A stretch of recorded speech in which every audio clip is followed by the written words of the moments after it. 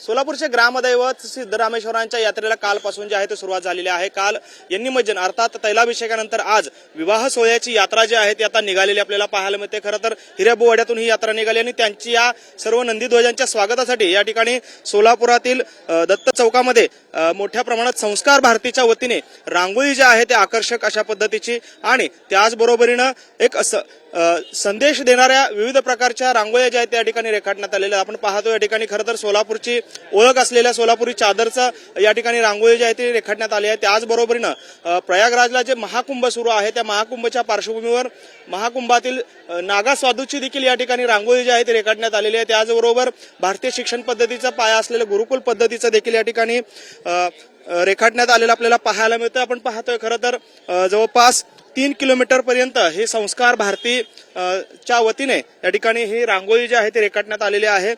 नंदीध्वज घेऊन जे मानकरी येतात, मानाचे 7 नंदीध्वज जे आहेत ते या मार्गावरून मार्गस्थ होत असतात। जवळपास हिऱ्याबुवाडा ते सिद्धरामेश्वर मंदिर जवळपास 3 किलोमीटरचं अंतर जे आहे ते हे सर्व यात्रेचे मानकरी जे आहेत ते नंदीध्वज घेऊन या ठिकाणी सिद्धेश्वर मंदिराकडे जात असतात आणि त्यांच्या स्वागतासाठीच ही आकर्षक अशी रांगोळी जी आहे ती या ठिकाणी रेखाटण्यात आलेली आपल्याला पाहायला मिळते।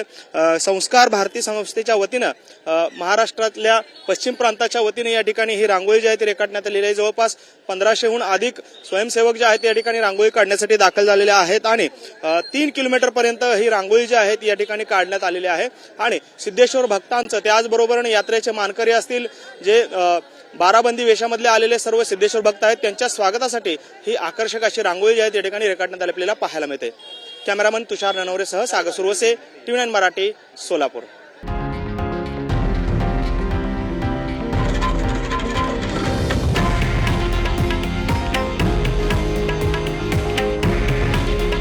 हे आहे देशातील नंबर 1 न्यूज नेटवर्क आणि आपण पाहत आहात TV9 मराठी। काळजी तुमची, हित महाराष्ट्राचं।